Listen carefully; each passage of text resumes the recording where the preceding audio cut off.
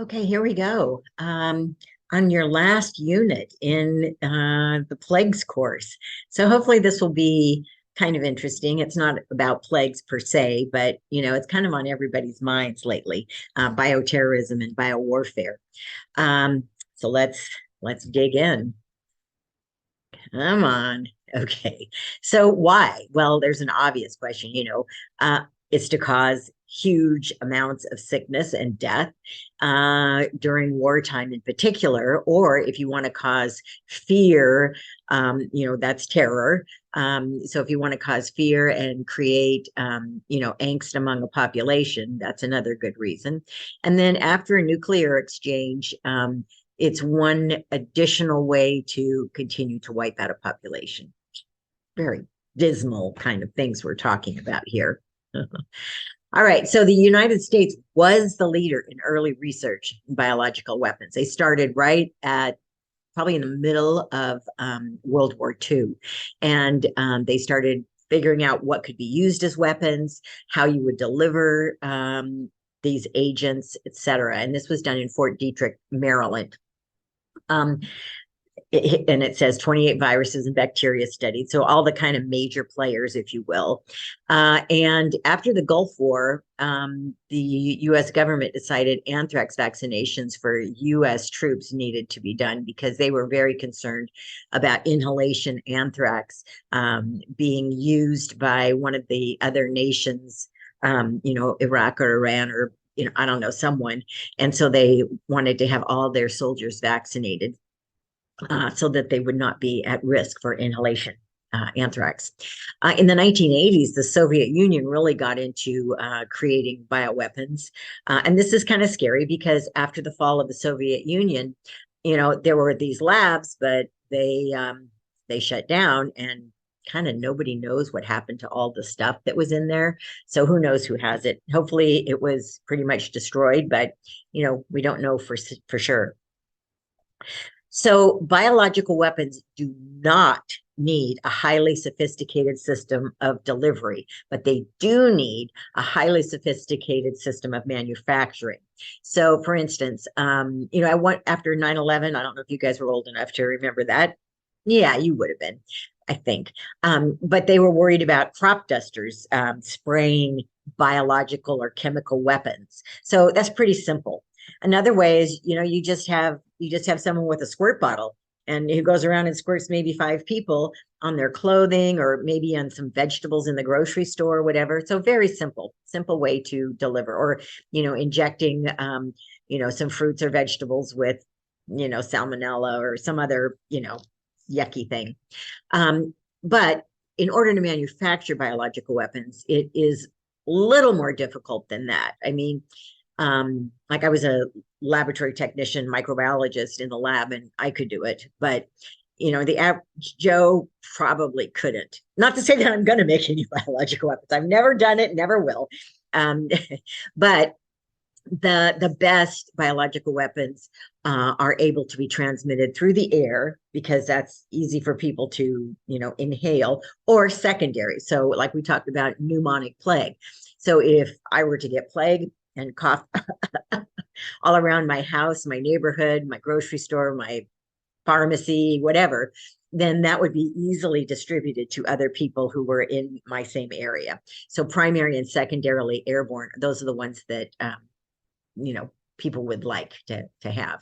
And the most dangerous is a very small particle size. So 1.3 to 3 microns. A sand particle is about 10 times bigger than that, maybe even 20 times bigger. So it's got to be pretty dang small. So here are the nations that are believed to have biological weapons. I don't know why this is doing that. I've never done that before. But you can see there's a ton of them. Afghanistan, Libya, Iran, Iraq, Israel, Russia, China, Vietnam, Laos, Cuba, South Africa, Pakistan, India, North Korea, Egypt, Sudan, Taiwan, Bulgaria, South Korea, Romania, Bulgaria, Syria, and not to forget, the United States. And some of the European countries may have them and they just don't talk about them. But, we're part of NATO, so if they were ever going to use them, then we'd probably be involved as well. But hopefully not. So bioweapons, how are they dispersed? Well, they can be in food, they can be water. I mentioned the aircraft, I mentioned a hand sprayer, a vehicle, like I have seen I guess they're maybe street cleaners or something, and they have a tank on them, and then they are attached, but they could just as easily have an air hose or something that's ejecting something out. They can also be put in air systems. You might recall in our epidemiology unit how easy it was to infect all those legionnaires through the air conditioning system. So that's another way. Of course, person to person. Gosh, which one was it? One of the Mission Impossible, when someone injected themselves and they were weaponized. It was a human who was weaponized, and they were going to, take an airplane and infect a bunch of other people. So that is a possibility. I mean, people volunteer to blow themselves up. So, maybe someone would volunteer to, get really sick and kill a bunch of other people. Then there's also animal vectors. So, this is where an animal or an insect or something can carry this biological weapon. And then, of course, the mail. I mean, we saw this after 9/11 when certain newsrooms, Congress people received letters that had weaponized anthrax in it. So obviously that's another way. So what are the categories of bioweapons? They're everything that we've studied, basically: microorganisms, bacteria, viruses, and toxins. Haven't talked a lot about toxins, but they're a byproduct of bacteria. So how would we know if a terrorist attack occurred? Well, we'd see a bunch of people like that going through the subway system, but no, that's not the real way. But if we suddenly saw a bunch of vector-borne disease where there weren't really any vectors, so let's just say Kansas, all of a sudden there's 200 people in Kansas who are sick with malaria. Okay, that's unusual. That's very unusual. If we saw 2 or 3 down in the South, like in New Orleans or something, okay, that might be possible, but not in a cooler region that doesn't have quite the population and the humidity of mosquitoes, et cetera. Or we might also see a cluster of sick or dead animals. So like anthrax affects cattle. So, if it was in the air, then cows could get the anthrax, and then there'd be a bunch of dead cattle. And then also atypical seasonality. We get influenza during the winter time, but if all of a sudden in the summer we started seeing a ton of influenza, well, that would be a little bit of a warning or a trigger for people to start thinking, okay, what's going on here? And then I mentioned also a geographic pattern of illness, like something in Kansas where you wouldn't see it, or even if you would see it, let's give an example of, I don't know, sorry, cat. I don't know, a disease that normally occurs, but all of a sudden it's kind of going in a certain area. So you can kind of maybe see that there's a pattern. And then also a more respiratory presentation of the disease. So we talked a little bit about plague and how you can get it when you're, if you go up to the Sierra, but that is typically not pneumonic plague. So if all of a sudden we're seeing pneumonic plague all over the place, well, that would be an indicator that something is going on. And then also an outbreak of a rare disease. If, people in Sacramento started all getting Ebola virus, okay, that's not good.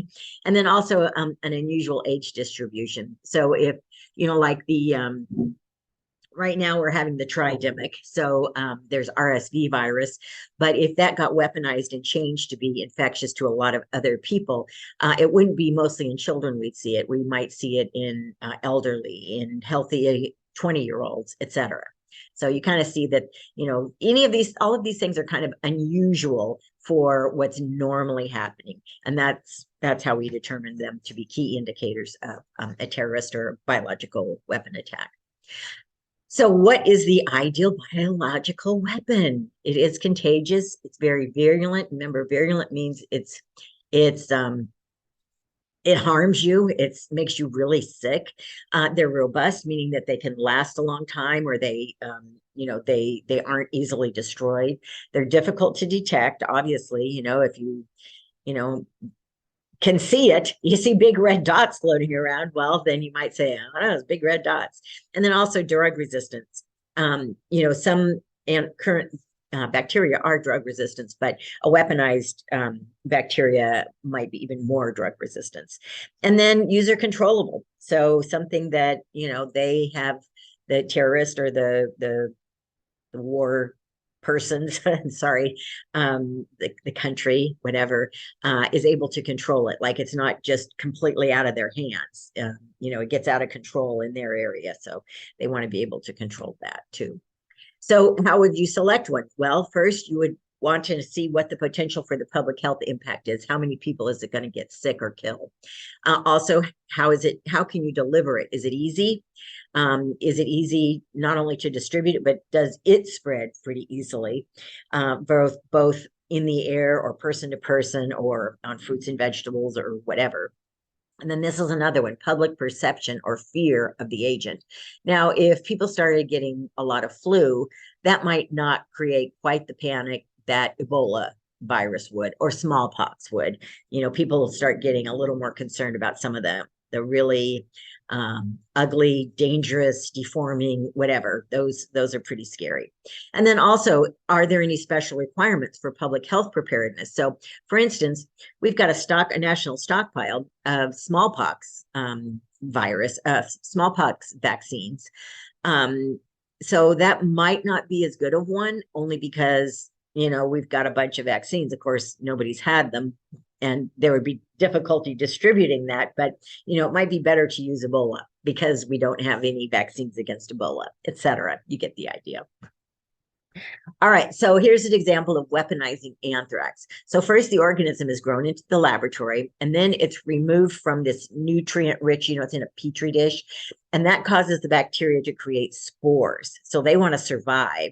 And so what they do is they create spores so they can live in any environment, even if it's dry, even if it's cold, super hot, whatever. Then the weapon would be purified. And then it would be concentrated. So you have like a whole bunch in a little test tube. Then you would combine it with very fine dust particles, which would help to maintain the separation of the agent.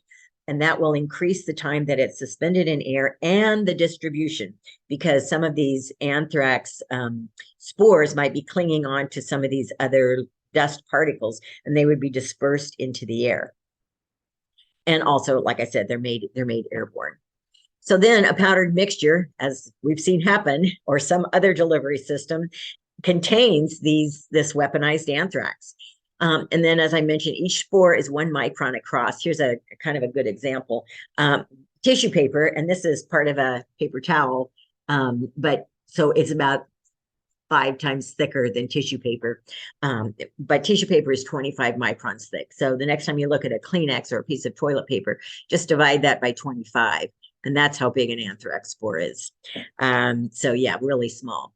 So when they're released into the air, these spores are drawn deeply into your lungs. You breathe them in and, they just go down. And what's down there in your lungs? A nice, moist, rich environment.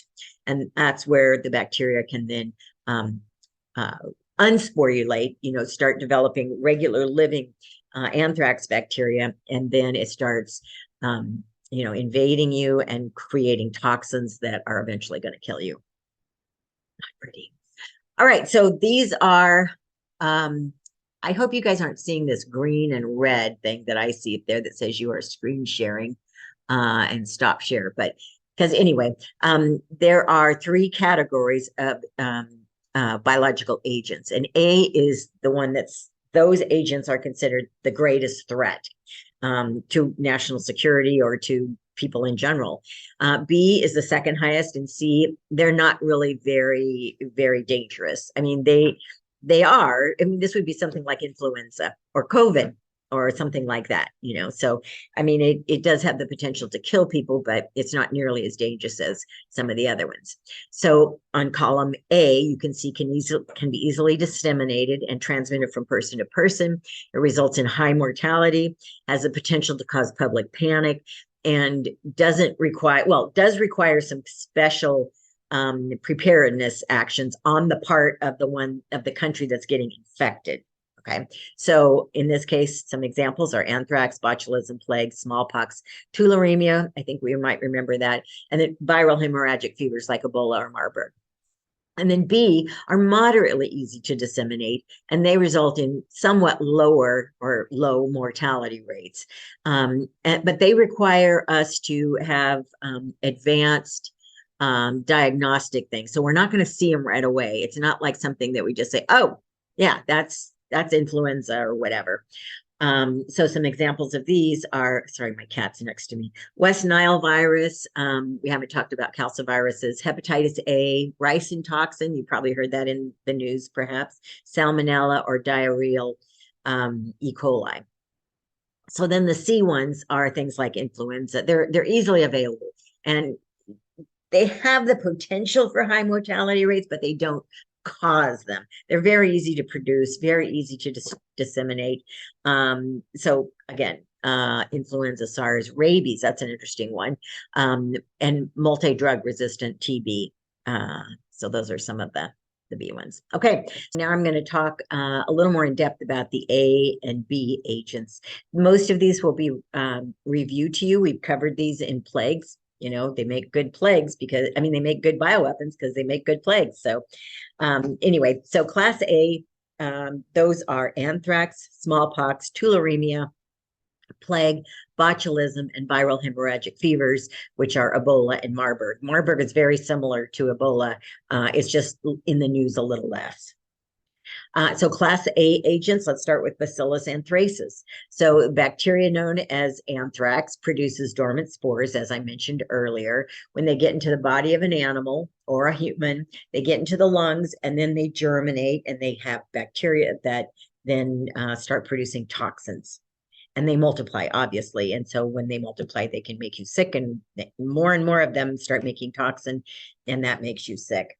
So inhaled anthrax, as I mentioned, is very deadly. Spores are dormant, they germinate in the lungs, and then larger spores can get caught in your nasal passages, and they don't pass into your lymph nodes. So you can get, like a collection there, but typically what the weapon wants. They want the weapons, the small ones, to move down into your lungs to germinate.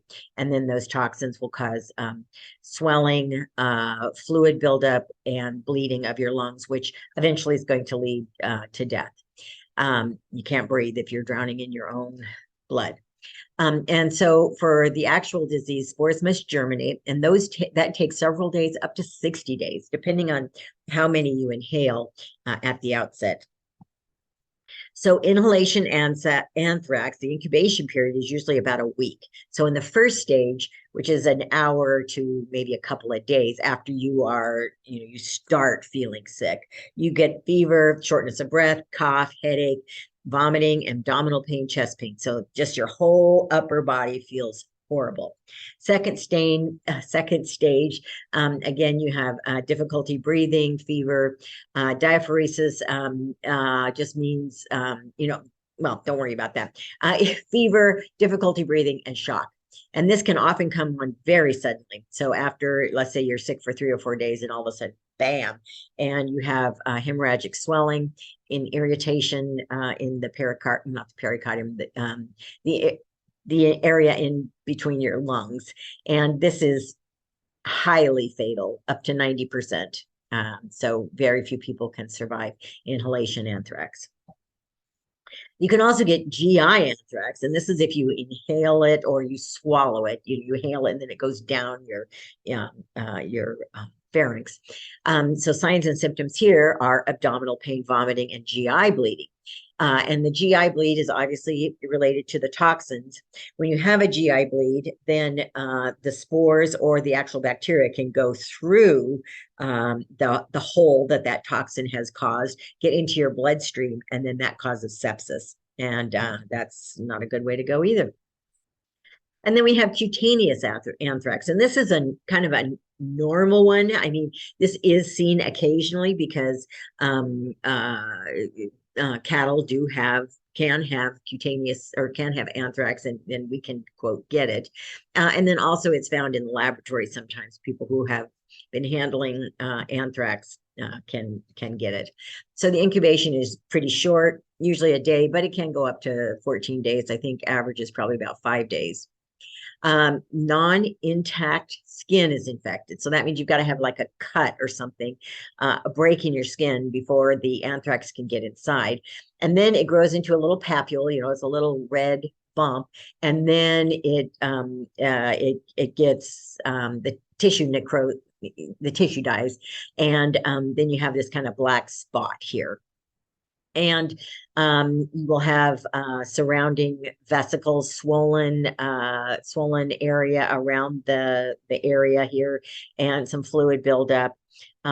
Your lymph nodes can be infected, so that would be under your arm particularly. And you can get sepsis from this. So again, if the toxin breaks your skin, gets into your bloodstream, then the bacteria can get in there and just have a field day. So about 20% do lead to sepsis or entering of the bloodstream. But typically people who notice this go to the doctor. So, but death can occur if you do seek treatment. So this is cutaneous anthrax. This is a decent case of it. So you can see the redness and the kind of blistery look around the necrotic tissue there. So anyway, just a picture. Then you can also have oral pharyngeal anthrax, and that's going to be in your throat, your tonsils, etc. You're going to get a sore throat. You're going to get ulcers on the base of your tongue, under there. You're going to have neck swelling, and that's from your lymph nodes getting infected, and from your blood system bringing in all that fluid and white cells, etc., to try and kill this infection. So for all types of anthrax, the treatment is antibiotics. And then prophylactically, you can also give antibiotics. So, if I had cutaneous anthrax, that people in my household we would want to treat them with antibiotics so they didn't get the disease. So you can see if this was a weapon, there would be a lot of antibiotics needed. Whoops, did I go the wrong way? I did.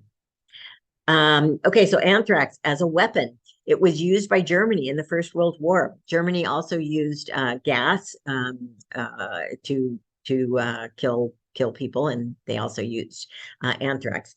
Japanese experimented on Chinese prisoners of war when they occupied China. A lot of Chinese people died during that. There was an accident in the Soviet Union in about 1979, 1980, and it killed several people. So that's when like a tube or a bottle of anthrax got dropped, and a whole bunch of people got sick.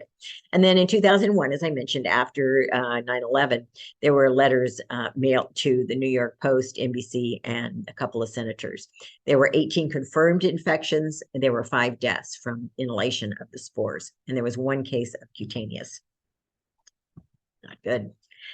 So what might be another good one? Well, smallpox, which is also called variola major. Incubation time, you might recall, is about 2 weeks. You start with a fever, you get body aches and prostration. You just want to lie down. Within 2 days, you get the papular rash, starting first in your mouth, and then spreads onto your face, and then to your arms and legs, and then to your trunk. The lesions progress from vesicular to pustular, meaning first, it's kind of got a little bit of a fluid in it, then it's got pus in it, and then it eventually becomes a scab.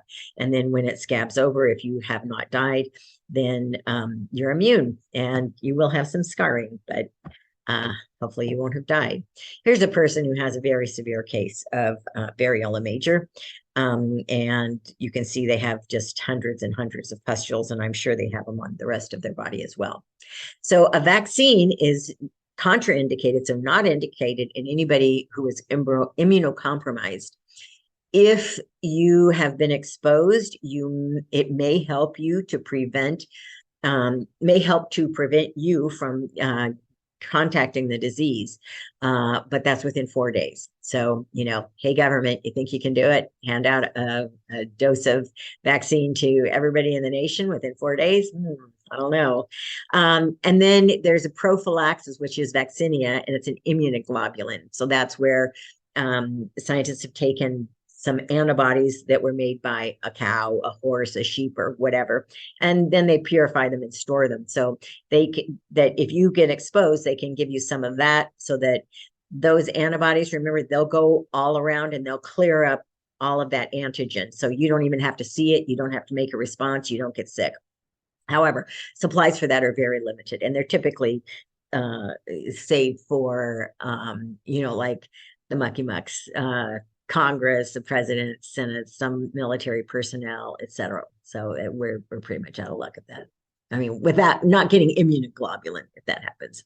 So treatment, you might recall, mainly supportive. There's nothing you can do about it. It just has to run its course, and hopefully you survive. All right, so next is Yersinia pestis. And you might remember this one. This is plague. And in many cases, it causes bubonic plague. And that's where you get a flea bite. And then your lymph node gets inflamed. And it's typically from direct contact of, I think we talked about chipmunks and some other rodents. There can be amplifying hosts, which is a raccoon. So, you might, a raccoon might actually get infected by some fleas, and then they can actually create more plague in a certain area. Pneumonic plague is the airborne type, you might recall, pneumo, meaning lungs, and you can get that from direct contact from a person, or actually from breathing in aerosolized bacterial agents. So bubonic incubation time, again, is 2 to 8 days. Fever, chills, painful and swollen lymph nodes. Then the nodes progress to buboes, which is just kind of a thick, hard, swollen lymph node. And we do give antibiotics for treatment and for prophylactic, preventing exposure. However, the bad news is that plague is now resistant to up to 8 or maybe even 9 now antibiotics. So we're getting more limited in what we can use to treat it. There is no vaccine to plague, although the military has something in development right now because the worry's getting bigger. Pneumonic plague incubation is just a couple of days. And again, the symptoms are very much the same: fever, chills, cough, shortness of breath, nausea, vomiting, abdominal pain. And then the presentation oftentimes is sepsis. So you get it in your lungs, but very quickly you're going to get it all over your body. And then, that's hard to treat. That's all I'll say about that. This is a picture of someone who has the septicemic kind. You might recall it causes tissue necrosis in fingers and lots of other places. And so septicemic incubation is about 2 weeks, 2 days to a week. Fever, chills, very low body temperature, fast heartbeat. You typically do get a faster heartbeat anytime you have an infection.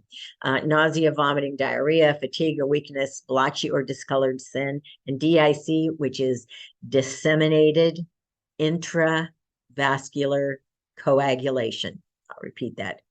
Disseminated intravascular coagulation. And what that means is your blood is coagulating inside your veins, not conducive to life.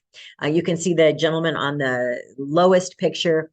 You can see his lymph node went from being swollen to a bubo, and now it has erupted. And I don't believe this patient is currently alive. All right, so let's look at some plague in mice. And these are just scans that they did on the mice certain days. And just to kind of illustrate the difference in, the manifestation of the disease. I'm trying to move my little guy here, my knee, move him down. Okay, so on the left-hand side, we can see this is bubonic plague. And you can see that it's very localized. The mouse has some lymph nodes there on his back. And then when we turn him over, you can see on his belly and kind of near his lower legs, his bottom legs, whatever, his back legs. So you can see that it is fairly localized. Now let's move on over to systemic. And we see 1, 2, 3 on image 4, a small blue patch, and that's at 52 hours. And then at 76 hours, that mouse is gone. Okay, so he's got it all over. All right. So fun. Now let's talk about botulism. So you might remember botulism is caused by Clostridium botulinum and it's foodborne. You can see these cans have botulism. And remember that the spores can germinate in there and then they start producing gas. And that's what causes the tops to pop up on these mandarin oranges, it looks like. All right. But so if you were to eat these, within a few days, you would be getting some very severe GI symptoms. You might get blurred vision, and you might become paralyzed. And remember, we can't reverse the paralysis. We can stop it if we get in there and get some treatment, but we can't stop it. So you don't ever want to you don't ever want to eat anything from a can that's popped open like that. All right, inhalation botulism. I don't think we've talked about that very much, but it is possible. This is, again, a spore containing a disease where spores would be used. So spores are mixed in with a fine dust and distributed. Incubation is very short, half a day to maybe 2 or 3 days. And then you're going to get nerve palsies, which means, kind of shaking and tremors and that kind of thing. And then eventually you'll get paralysis and death. Why did I keep going the wrong way? Okay, there we go. So how do we treat botulism? Typically, we do have an antitoxin that's kept in most public health agencies. And that, again, will stop it where it is, but it doesn't reverse it. So whatever function you've lost for good. And it may require prolonged vents with supportive care. So, if you've got it, you might need to be on a vent for quite some time. And hopefully the nerves in your lungs are still operating so that you can still breathe. All right, tularemia. We did talk about this, I think. This is where it's Francisella tularensis. And incubation here is 2 to 5 days. This is one's called rabbit fever. Does that remind you? You can see the rabbit here, but you can see these little bumps on it. But this doesn't cause. It does cause. It can cause lesions like this, but typically you get it really quickly, and then you get a bad fever, and then you start getting pleuritis in your lungs, so fluid in your lungs. Which makes you very sick and can kill you because, anytime you're drowning in your own lungs, you can die because you can't breathe. This occurs in wild and domestic animals. So rabbits have been involved, like rabbit farms, or even rabbits in people's backyards have been found to have tularemia. So it does show up, but it's not like, again, here, if we see, everybody in a neighborhood gets tularemia, well, that's not from a local rabbit. That's from something else. Then we can also have pneumonic tularemia. And this one is fatal in up to about 30% of cases. Coughing, chest pain, difficulty breathing. It is very difficult to diagnose because, difficulty breathing is just such a, it's kind of a, it's kind of a thing. You can get flu or coronavirus or whatever, and you can have difficulty breathing, or you can have an environmental toxin and have difficulty breathing. But anyway, if it does eventually spread from your lungs into your bloodstream, you can get sepsis. And then that's the fatal ones, the 30% fatal. There is a vaccine that's currently under FDA investigation. They haven't approved it yet, but it's likely they will within a year or so. And treatment is antibiotics, long-term antibiotics, usually about 2 to 3 weeks. All right, some other forms of Francisella tularensis, or rabbit fever, or tularemia. Ulceroglandular, and this is the most common. So typically you'll get a flea bite or a tick bite, and or maybe you're holding your rabbit and petting your rabbit, and then you get a skin ulcer. So you get, something that looks like, well, it could look like anthrax somewhat. It doesn't usually necrose quite so much. And then your lymph nodes are going to start kind of soaking it up, and your fluid's going to build up there. Your white cells are going to go there and try and kill that bug. And then you can also get it in your glands. But in this case, you don't have the ulcer, in your glands. You might just have an infection, and then your lymph nodes swell. And then this is really bad, ocular glandular. So the bacteria enters into your eye, and this is typically when you're butchering and the bacteria goes up and gets into your eye. And then you're going to get severe irritation of your eye and swelling of your lymph nodes right up in here. And then oropharyngeal, eating, drinking contaminated food or water, sore throat, mouth ulcers, tonsillitis, swelling of lymph glands in the back. So all these other forms are less likely to cause death or panic, but when they show up in great numbers, that's a clue that something's going on. Okay. All right, here's the baddies, Ebola and Marburg. And you probably heard there's a recent outbreak of Marburg in, I think it's the Sudan. Is it Sudan or Somalia? I don't remember, I'm sorry. But these are viral hemorrhagic fevers. It means your capillaries get very leaky and you basically bleed to death internally. So it is a very severe disease. It's transmitted via fluids, human fluids, or monkey fluids, which is where chimpanzee fluids, where it originated, excuse me. So blood, any kind of excretions, saliva, etc. You get it from infected animals or infected humans, and it kills 80 to 90% of people within about 7 days. You might recall we had a person who flew in from Africa at one point into Texas, and he was diagnosed with Ebola, and then one or two of his healthcare workers actually got Ebola, and they both recovered. So they kind of knew what to look for. And so then they were able to get them on treatment right away. And treatment is supportive. So there's no antibiotic. It's a virus, first of all. And there's no vaccine. So anyway, it's supportive care. All right, and they're also called filoviruses. You can't see that if my little green and red thing is up there, but they're filoviruses. Signs and symptoms, non-specific fever, illness. Occasionally you'll have a rash. Then you get vomiting with blood, diarrhea with blood. You go into shock. And as I mentioned, there's no vaccine, there's no prophylactics, there's no cure. So it's supportive therapy only. Woo-hoo.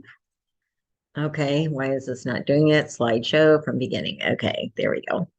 All right, so this time we're going to talk about Class B agents. Remember, Class A are the really bad ones, and Class B are not quite as bad, but I still wouldn't want to be around when there is one. So Class B agents are moderately easy to disseminate. They result in some mortality, but not huge mortality like Ebola or even smallpox. However, they do require specific enhancement of general laboratory, hospital laboratories, doctor's office laboratory, or even CDC capabilities in order to identify them, and also to identify them out just wherever they are. So 25 people show up with a disease. It's like, okay, we got to start somewhere, but it's a little more difficult to figure out what it is. And by that time, people may be spreading it.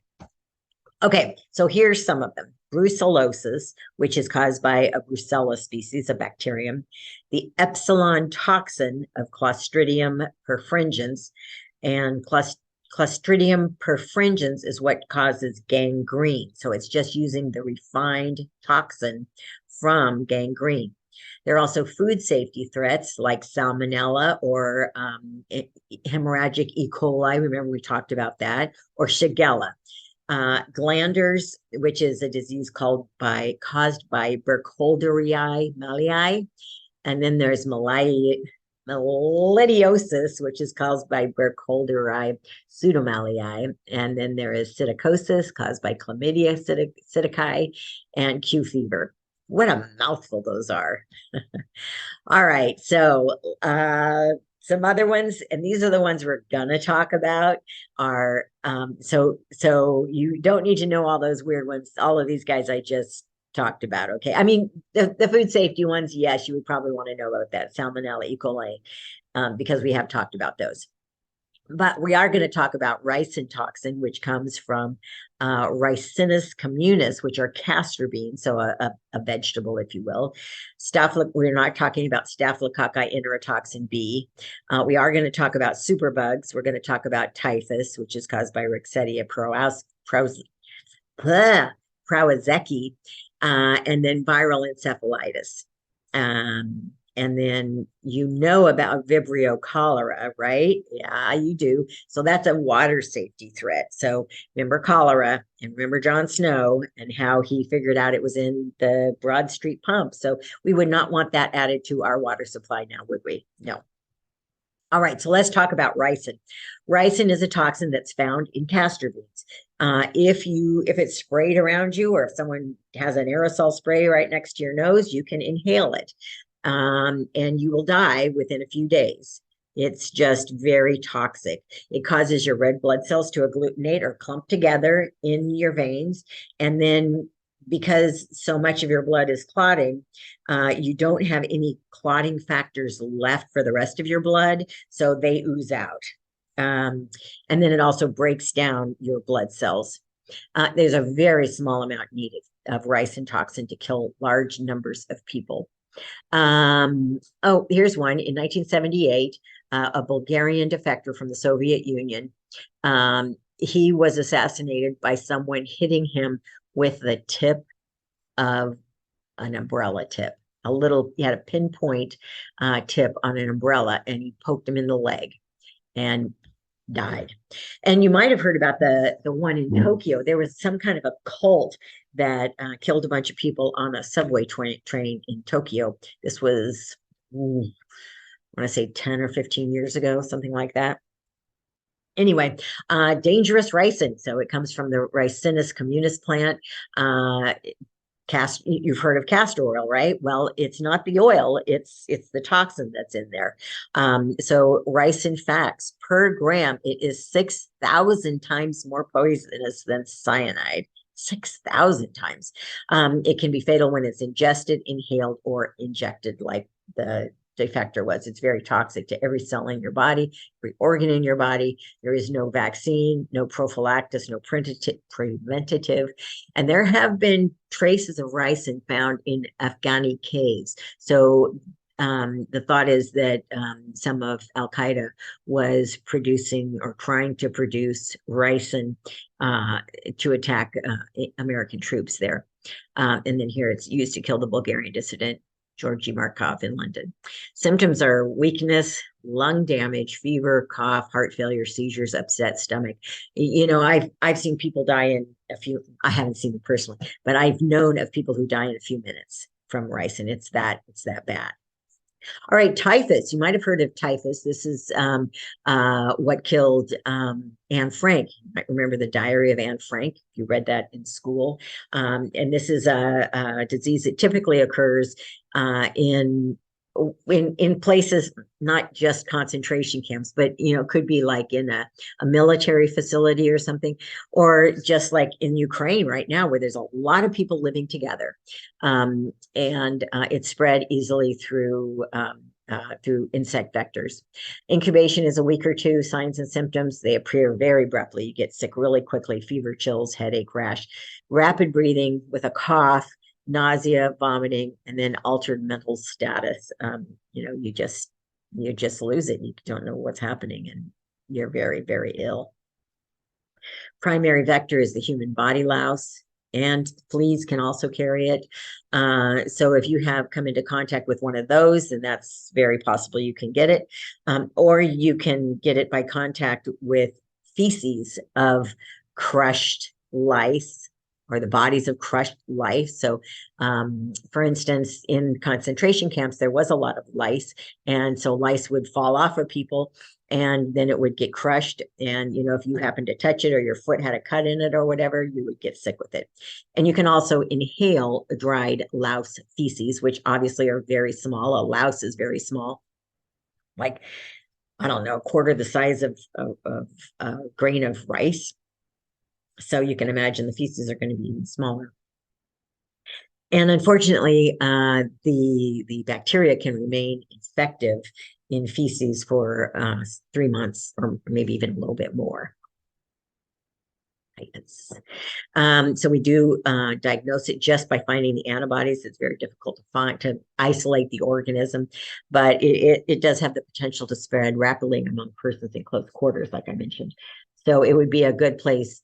It would be a good attack mechanism for a military installation.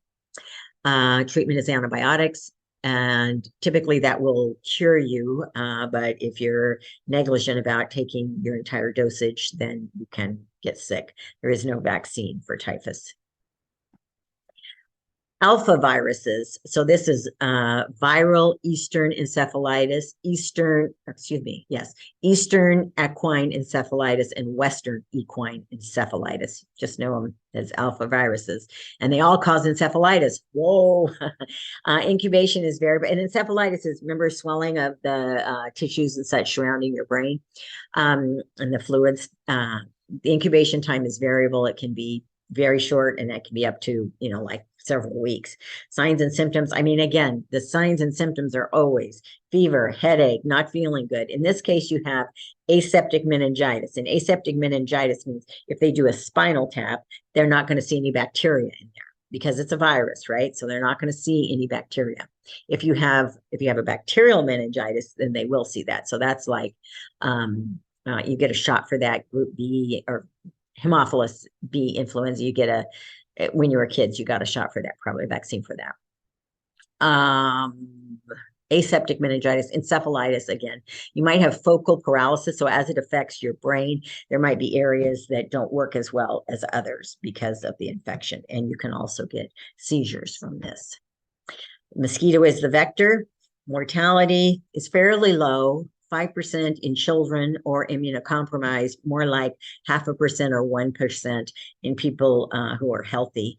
Horses are the sentinel or the warning agent. So if suddenly a whole bunch of horses are getting sick and people are starting to get sick, then the horse is telling you that there is an equine virus that's going around. No vaccine, no treatment. It's diagnosed typically by blood tests. You can use spinal fluid, but again, there's nothing in there except you might see antibodies. Okay, so but no viruses. All right, so class C. These are just kind of emerging threats. So there's a Nipah virus and a hantavirus. The hantavirus, you might have heard it's found in rodents. I think we talked about this. Kind of in the desert Southwest. And anyway, that was your second to the last lecture, and you're done. You only have one more. So isn't that great? I'm going to finish it today so I can just go ahead and post everything. Okay, let's get this going.